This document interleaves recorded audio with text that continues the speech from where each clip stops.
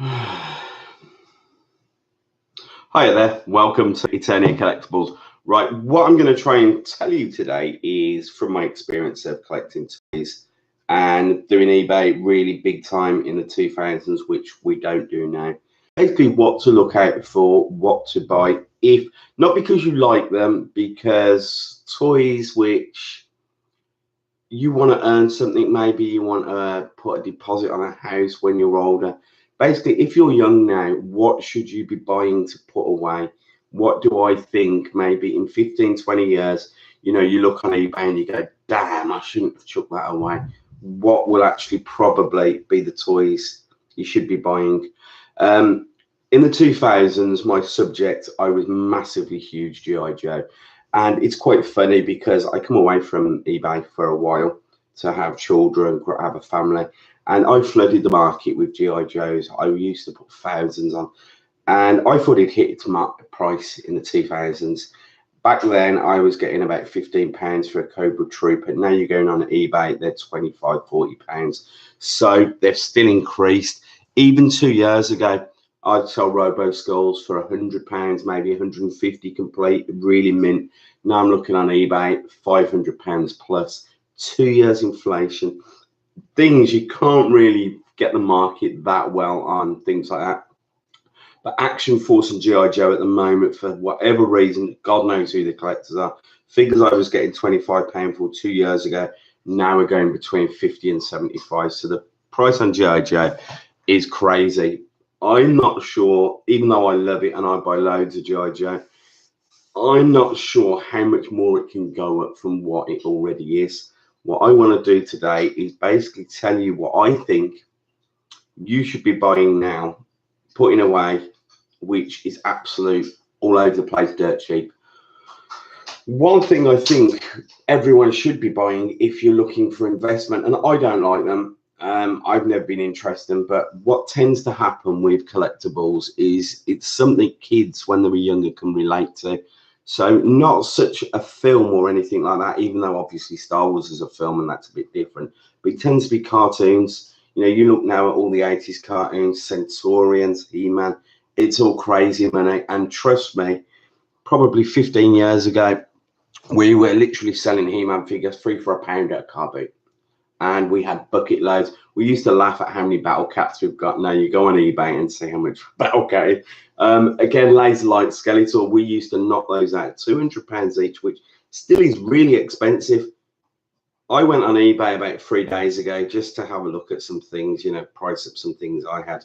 I was absolutely shocked for laser light Skeletors again between £500 to £800 complete. I nearly died thinking, why did I sell them for 200? But that's life. You've got to pay the bills. What I think will be the things which will really go up in price. It's going to sound really stupid, and shout at me if you want. I got a feeling Moshi Monsters.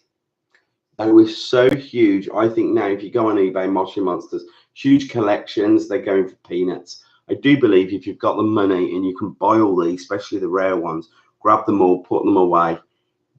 They're going to do a little bit like what Musclemen have done, and they're crazy, which we had in the 80s. Again, I think Digimon will be a little bit like Battle Beasts is now. I believe you should be buying Digimon figures cheap off eBay. I believe you should be buying Moshi Monsters. And also another thing which I think is huge, I don't know what other countries are like. I'm talking mainly England. 2-3 years ago, every kid going to school would be wearing a Ben 10 bag. I have no shadow of a doubt, we can look back at this video, YouTube's still around then. I believe Ben 10 is going to be the biggest one. I really do. I'm not into it. I've hardly got any of it on my website. And if we do, it's pretty cheap. But if you're some kid now and you've got loads of Ben 10s, my advice is don't take them to the car boot. Literally box them up, put them in the loft. And probably when you're a student or, wanting your first house or you've got your kid, you pull the box down. I think it's going to blow your mind what them things are going to increase in value over time. I also like Hot Toys and Sideshow collectibles, and I do own them myself. I'm not sure genuinely how much of a good investment those are because they're more like shelf queens. They look really, really good, but You know, like I've got some, and the cost, well, I haven't paid crazy money. They retail about 250. If you can pick them up like I do here and there for, you know, £80, £100, yeah, they're a great investment. If you're paying retail for sideshow hot toys, I can't see how. What I'm trying to say is, if you spent £250 right now on, let's say, a sideshow collectible figure, hot toys, off eBay, and you went and brought 4 or 5 job lots of Ben 10 figures, and you put both of them in the loft now for 20 years, let's say, I guarantee the Ben 10s are going to be worth more than the things, the sideshow collectibles, honestly. Also, I think this is pretty obvious. Hot Wheels is huge. When I was a kid, it's Matchbox. You know, the 70s and 80s Matchbox, crazy money that's going for now. Blows my mind. The Hot Wheels from this sort of period and before, again, put them all away. Matchbox, I couldn't say. Hot Wheels basically brought the company and ruined Matchbox in a way. So I'm not sure if and plus the Matchbox, what they tended to do is rebrand them in these collectibles and put silly prices. So I'm not quite sure. And when I mean Hot Wheels, I mean the small little 1 in 64s. I think you're going to get more money in the long term for the 64 scale than you are for the 1 in 43s and the 1 in 18s. They're already expensive to buy. They're about £35–40 to buy an Elite Series 1 in 43 diecast. In my opinion, you're better off probably going somewhere like Amazon, eBay, buying a job lot of Hot Wheels, put them away. And I know I love the 1 in 43 scale Elite Hot Wheels. You're not, in the long term, they're not going to increase in value as much as the toys. What I find is collectibles go up if they had playability, not what they look. I know everyone says quality, quality, quality. Quality means more when you first buy them. But when you're looking, when you're older and you want to relive your childhood, you buy for things you actually had. Like me, I had Mask when I was a child. I had Micro Machines. I had Masters of the Universe. I was actually handed down my brother's Action Man and Star Wars. But Star Wars, we never bothered with that. In my opinion, Mask was a lot better than Star Wars when I was a kid. You know, I had Boulder Hill. I tell you what, I loved it. So you go back to what you had. That's what basically I'm trying to say here. So buy basic stuff and buy the stuff which is cheap now. And it might sound silly, people saying, oh, go and buy Moshi Monsters, go and buy Ben 10. Yeah, they're all on eBay for nothing. It's kids literally getting rid of the rubbish they don't want. Buy it, stockpile it up, see what happened. As I said, we used to have boxes and boxes of He-Man. It was worth nothing at all. We couldn't move the He-Man stuff. So I really recommend, just because it's everywhere now, doesn't mean don't buy it. Seriously, buy it and stockpile it. And as I keep saying, Hot Toys and all stuff like that, they look awesome on the shelf. I own them as well, so I don't say don't buy them, because do buy them if you can get them cheap. But stick to the stuff now, which is just going out. Turtles as well. We have an incredible amount of turtles, mainly because eBay, they're all over eBay in massive bulk job lots. Again, buy them all up, stick them in the loft. They don't cost much to buy. Literally, we're buying job lots, £30–40, huge boxfuls. Buy those, put them away. What else was I going to actually say? Okay, what not to buy, I'm going to tell you. Right, there's a pattern in collecting. Right, it's normally the people who are between, I'd say, about 25 and 60 years age who tend to be the collectors, and patterns change.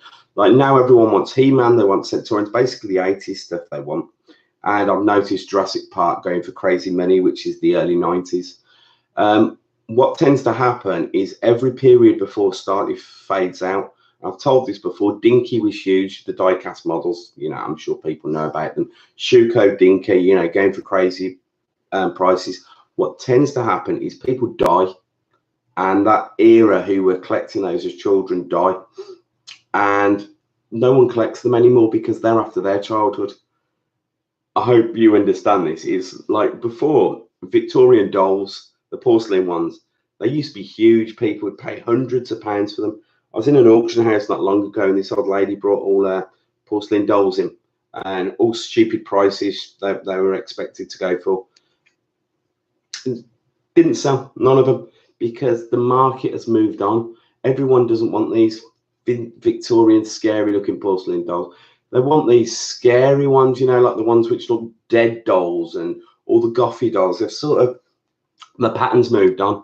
So you've got to sort of go with the trend. There seems to be a trend about every 20, 30 years. That's what I would say. And also, if collecting, don't go with always what your heart thinks. This is another thing, right? Just because you like it, right? I hate Power Rangers with an absolute passion. I absolutely hate Power Rangers. But guess what? Loads of people love them. So while I think they're really poor quality, I think they're really disgusting how, you know, cheaply made they are compared to the toys I had in the 80s. People collect them, people like them. So just because I don't like them doesn't mean Power Rangers sell. Power Rangers sell for a lot of money. Not my thing, but don't go by your heart. You go by the trends. If you go by your heart, you know, it's not going to work. If I went by my heart, my whole house would probably be full of G.I. Joes and Turtles, which it virtually is. But I do have to obviously look for other things as well to collect. Also, what I will say is die-cast. We'll go on to that. We've gone on to action figures. Die-cast, another thing I'll say here. This has been quite a strict rule of mine, even when I was a huge eBay seller. I don't touch corgi, or very rarely, and people might think this is a bit shocking. 60s corgi is okay. 70s corgi is okay. 80s corgi is just appalling. But corgi was so mass-produced, and now it's gone to China, and they've got all these limited editions, and they tell you 5,000, 10,000. If you think that is rare, you're absolutely nanas. Because what tends to happen with corgi, they hook you in with this collectibles thing. They give you a certificate. No one plays with them. Everyone puts them in the loft. So then, right, there's 1,000 of them or 10,000 made. Nearly all of them are still perfect in people's lofts or cabinets. They're not played with, so the demand doesn't go down because they're not broken, if you understand this. When collecting die-cast, collect things which are used. Thomas the Tank, for example, kids use them. You know, certain early Thomas the Tanks now, people are paying silly money for. Don't buy collectibles which are meant, if you're looking for investment, which are meant to go in a cabinet. This is another thing with Sideshow's Hot Toys. Most of them are always going to be mint. It's like mine. My Hot Toys haven't even been out the sleeves. I know this is disgusting. Literally, they come through the post and I put them straight in the loft. Well, I cling film them not to get them damaged or dusty, and I put them in the loft. That's sad.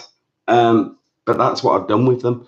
And most people, do you think people are going to get Hot Toys and go and rip them apart and play with them? So most of the examples are going to stay the same. So you buy a toy which you know is going to get used. It's the same, I suppose. We're going a bit off topic here. It's the same with bikes. You know, old rally choppers, BMXs, stuff like that. I've sold quite a lot of those. Used, get broken, get chucked away, so they become rare. No one's going to keep a bike and put it in a cabinet. So you go after something which is going to be used. I'm sorry if I'm going a little bit off topic. I'm just trying to make people understand. I've been doing this I've been doing this since I was 12 years old, and we've made some crazy money. And looking back, I can't always time it. But when people do stock markets and they try and get the trend, there is a pattern to toy collecting. And unfortunately, you look on eBay and then people are buying single items at retail price. And that's not a way to get a collection. It really isn't. Another way to do this, especially if you're on a budget and you want a really nice toy collection, the best thing to do is literally, you know, you might have 2, 3, 4. I don't know people's budgets. You buy big collections. You know, literally huge collections, especially on eBay, collection only, things like that. And you get massive job lots. You literally take out the bits you want. All the weapons hopefully are at the bottom and stuff like that. And then you just relist at maybe a swap meet, a toy fair, a collector shop, the stuff you don't want, and you just recycle it and just build it up. But to go into a comic book store and just buy a single figure, unless it's one you desperately need, you're not going to get a collection unless you've got loads of, you know, expendable cash. Sorry a minute. Hello, Davey.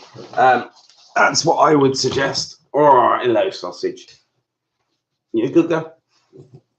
Also, if you're collecting, don't get a little puppy like this and leave your stuff around. How many things have you eaten of mine? You ate my Defenders of the Earth, big dinosaur thing, which was pretty rare, didn't you? Chewed all his head off. Oh, little sausage. I'm sorry if I'm just waffling on. I'm just trying to explain a little bit. I should have probably scripted this.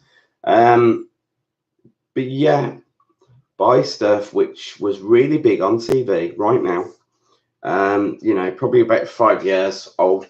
So, you know, like the Turtles now, 2014, 2012, all that type of stuff. It literally, it gets really expensive, toy collecting does. Then it goes down for probably 5-10 years, completely down, and the place is flooded. You buy it at that point and then put it away, totally forget about it. And I guarantee you, someone like, if you go now and put £100, let's say, I'm buying Ben 10, and you put £100 in a bank or savings account and just leave them and compare them, what happens with value? The Ben 10 will completely outkick the bank account savings. As I say, I don't want to advertise exactly, you know, what I've got hidden away and what's happened, but it's pretty shocking. It really is. Even the old price guides tell you the prices. I've got one from Matchbox. I think it's a 1992 price guide, and telling you the Matchbox cars £1 to £3 and everything they were worth. Well, now you're probably looking at 15-20 quid for most of them things in the book.